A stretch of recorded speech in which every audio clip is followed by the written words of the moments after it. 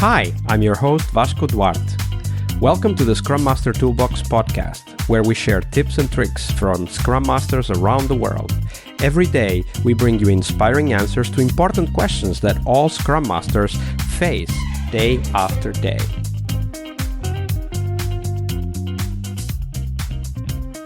Hello everybody, welcome to our Team Tuesday this week with Chris Garvey.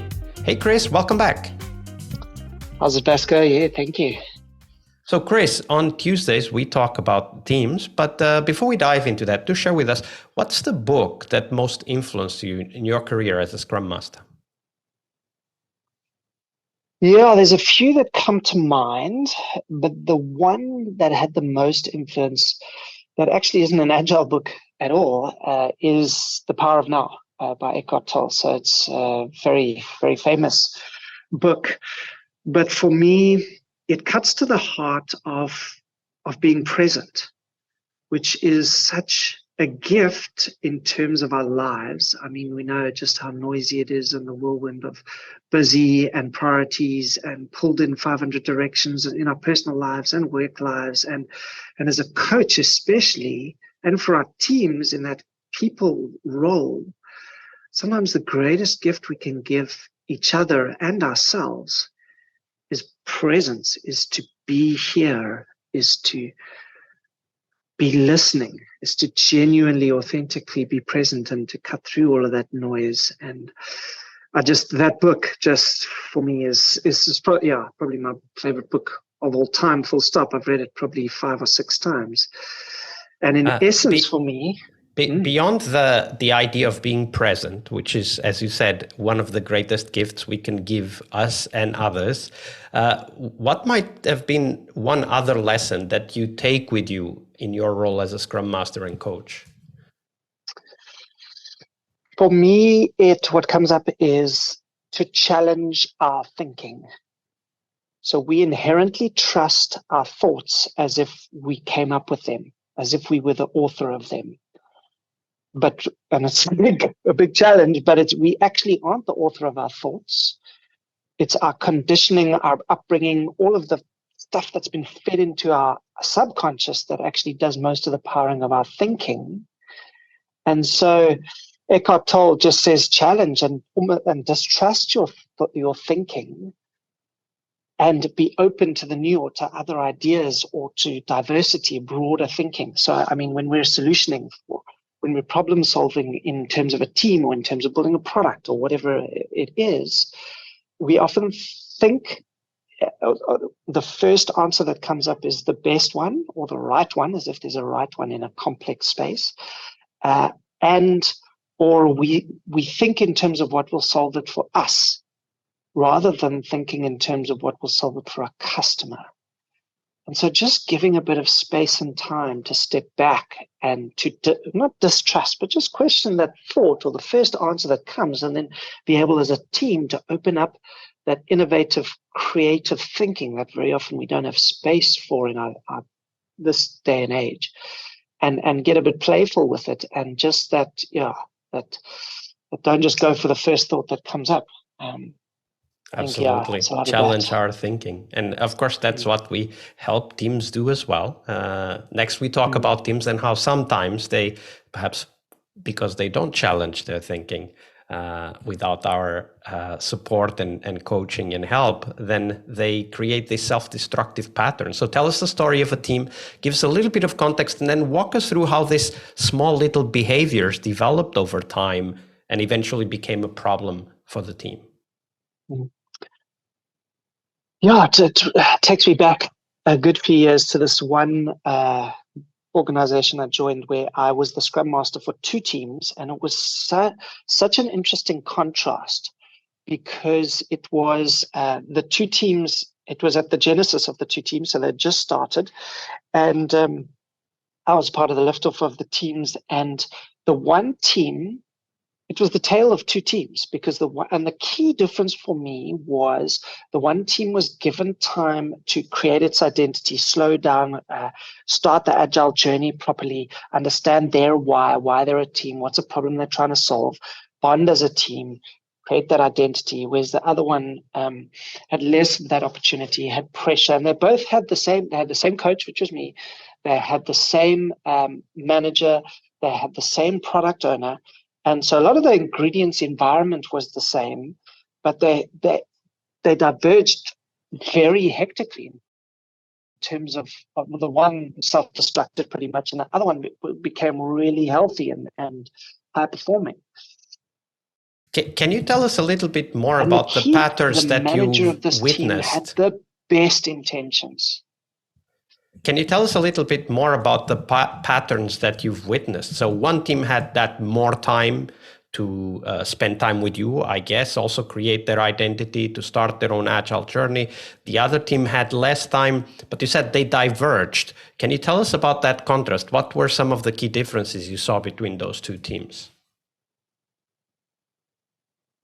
So the one was the leadership. So in that space, they had a team lead, a technical lead was what they were called. And on the one team, the technical lead was very, I don't want to say laid back, but he stood back and gave space for the rest of the team to fill that space. And it was such a great art, because that I learned there is that when a ball looks like it's going to be dropped, we have this tendency to want to grab it. And just by standing up and sitting in that discomfort of, oh, okay, a ball's going to drop, it's one of the key moments for me of letting a self-organizing team self-organize and step into that space. But if you take it from them, then they become dependent so quickly. And this leader just did that so well. We gave them that space to fail. And in those moments, they realized, oh, I like this is for me to pick up. And then this is for us to take that space. Whereas in the other team, the technical lead was very directive and hands-on. And even with coaching, he couldn't let those balls drop. And also, it's very interesting, the manager of both, it was the same manager for both teams. She had the best intention at heart, but she was a micromanager of note. So she was in all of the stand-ups. She would often start them, be vocal right at the beginning of them. She just took that space. And the key difference, I think, was the technical lead, their kind of approach, but also the team that became high performing then approached her and said, listen, we want more space. We understand you're under pressure for us to deliver. Let us find our feet and give us a 2 sprints is what we asked for. And they've delivered very little in those first 2, but it was beautiful to just see how they then formed Storm, and then started performing. But they found each other, found their feet, found the product and their why. And they pushed back at the manager and said, listen, this is our space to figure out the how. So this is are you also saying that this team who was able to, one could say, defend their space, were they able to do that because of the tech lead in that team being able to step back and allowing the conversation to emerge in that team? Or was there something else that was in that successful performing team that gave them the courage, and we have to call it what it is, right? Gave them the courage to ask the manager to step back? I think it was a mix. It was elements of the technical lead and how he backed the people there, but also the maturity of the people. We've been so indoctrinated and trained to be under command and control that we don't know it's our space to dominate or to step into. And so when a manager doesn't step back from it, we just let them take that space. And this team just didn't accept it. And I mean, it was going to get quite confrontational. So we coached and created some space for some open dialogue. And they could bring their concerns and voice them and say, listen, the team knew there was concern around delivery. Can the manager trust us to deliver? Because it's a good intention. They are wanting to get more hands-on to help the team to be able to deliver and not have those balls drop. But disabling this team to be able to become self-organizing, self-managing by doing that And the team were like, no, we want autonomy. We want to be self-directing. So they... And one of the things that this story also raises in my mind is that the beginning of that story is crucial, right? Like, of course, there were a lot of conditions there that led to one of the teams to be performing and the other not.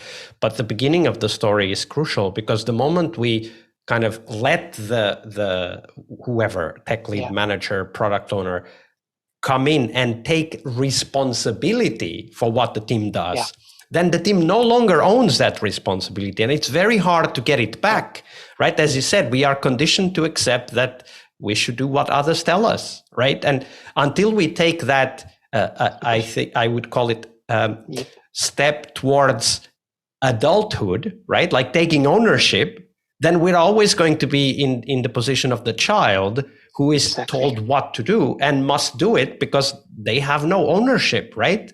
And I think that the key for me is there is no ownership without responsibility. If the team isn't taking responsibility, they don't own it, no matter what they say, right? Yeah. As long as somebody else is telling the team what needs to be done, then there's no ownership in the team. That when you go through an agile transformation and you automatically want management to step up, but then there's this void and the teams don't naturally know how to show up in that void or to take that responsibility or ownership yet. We all want it. But there's that awkward moment. I found I'm in quite my previous role, I was in quite a progressive space, and my manager was so progressive that I struggled to show up with the autonomy she was giving me. I was like, you serious? I must make this decision. I must take that space. And so I was even challenged. And so that growth of management stepping back and teams taking it is a key journey to go on.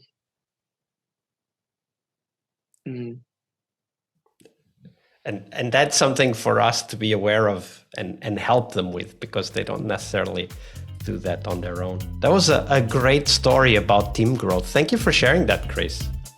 All good. Tuesday is Team Day here on the Scrum Master Toolbox podcast.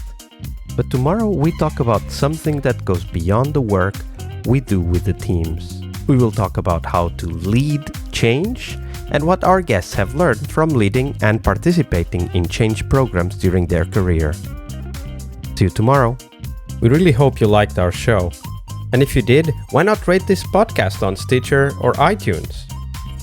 Share this podcast and let other Scrum Masters know about this valuable resource for their work. Remember that sharing is caring.